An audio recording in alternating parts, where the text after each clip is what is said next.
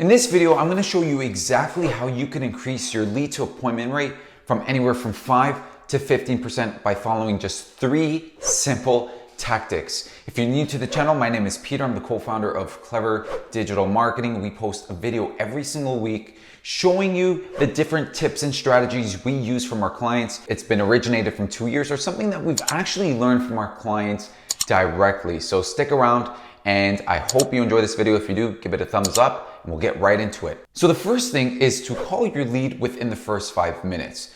And now a part of that is you should have someone or a call center who is dedicated. The role is dedicated to calling leads and building a relationship with those potential customers. So calling a lead within 5 minutes is something that is such a simple adjustment and iteration, but it actually does a lot for you because that customer, that prospect is in the market.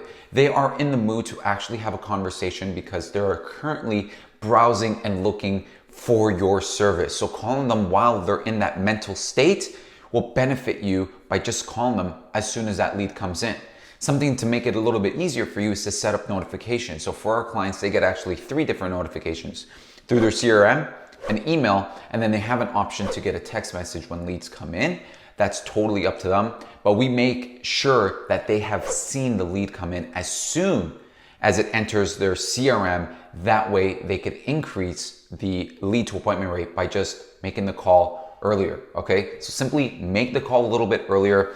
One thing that I've learned from one of our clients is they've actually don't call leads right away if they think they're disqualified. And I think that's a huge misconception and a huge mistake to feel like that you could qualify prospects completely off their application form, because the truth is customers, prospects, they love to lie, and that's completely fine. I do it myself when I'm buying an expensive product or even a mid-tier product because I don't want them to take full advantage of what I want and use it to their advantage, right?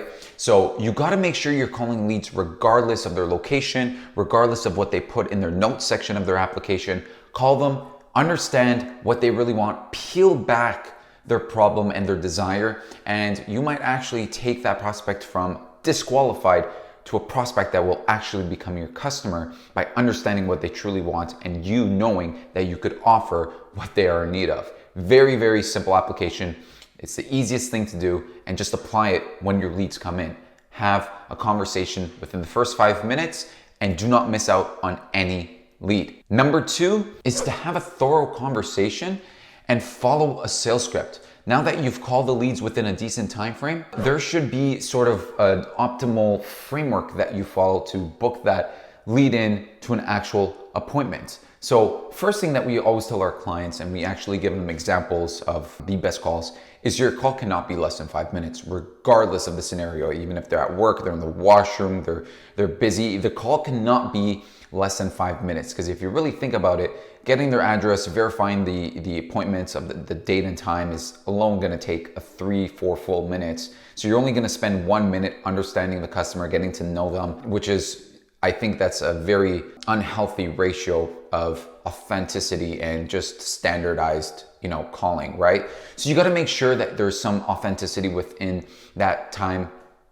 of the conversation. So you want to really, like I mentioned, point number 1, really understand what they're looking for. Talk about that specific product. Maybe they're looking for casement windows. Why is it casement windows? Have you ever looked at double hung windows? Have you ever looked at sliding windows? Like, there's just so many different ways to skew the conversation that gets them to speak more. So your conversation cannot be less than 5 minutes. We have a script that we give to our clients that has a bunch of questions and a framework that could be easily followed that will lead the phone call to at least 5 to 10 minutes. 5 minutes is your minimal time that you want to spend on the phone. Now, part of that is having a genuine conversation, right?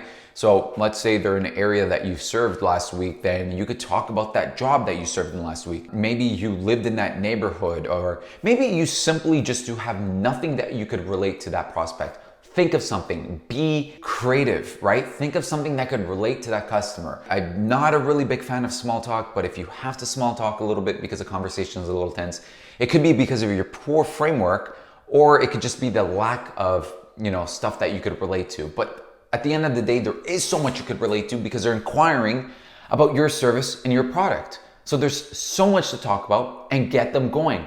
Don't ask binary questions. Closed-ended questions will never lead to a genuine conversation. It's to have a thorough conversation and follow a sales script. Now that you've called the leads within a decent time frame, and I mean, if you just keep asking that, it seems like it's sort of an interview of some sort. So make sure you're asking open-ended questions, get the client speaking, because that what insinuates a genuine conversation. My third point to that is objection handling. So like I said, you should have a framework that you follow, but also have a section, like we do for our clients, that has your most common objections. Your price is too much, you're too far.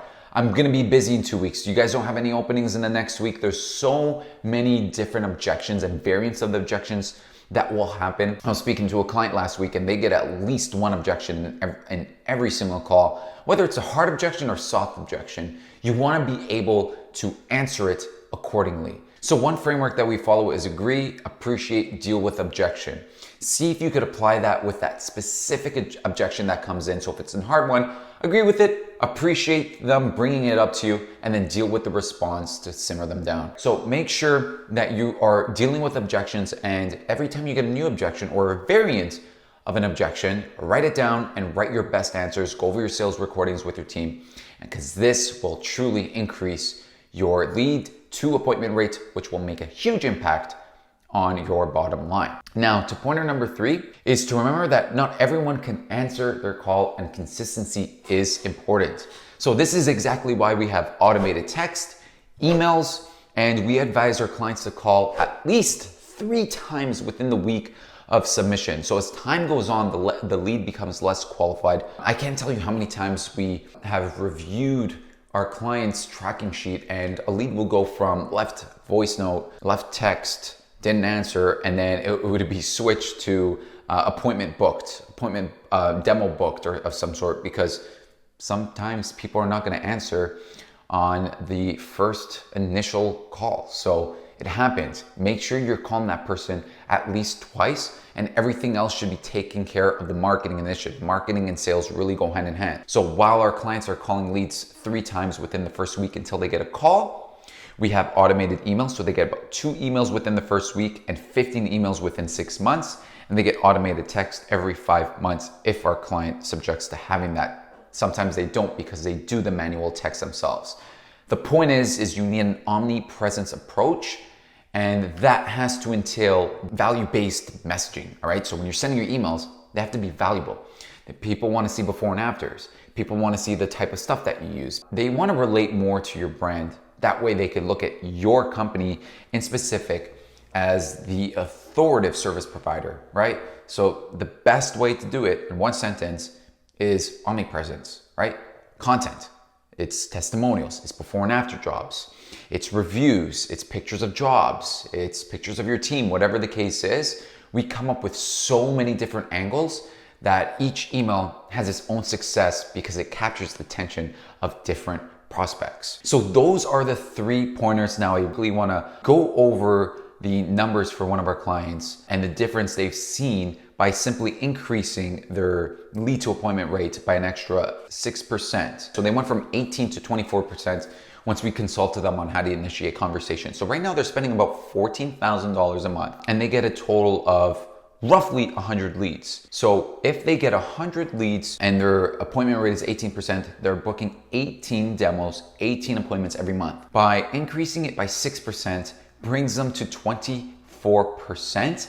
Their closing rate is 40%, meaning they're closing an extra 2 to 3 deals every single month, and their average job is $15,000. So you're looking at about $45,000 of additional revenue by just having the right nurturing system once a lead comes in. Like I said, you guys spend so much time and effort and money on generating leads. You cannot forget the process of turning that lead into appointment. The lead is the easy part. The lead to appointment is where a real conversation, a real kind of friendship is built, a genuine friendship is built over the phone, and that person's comfortable for inviting you over for an inspection or a demo.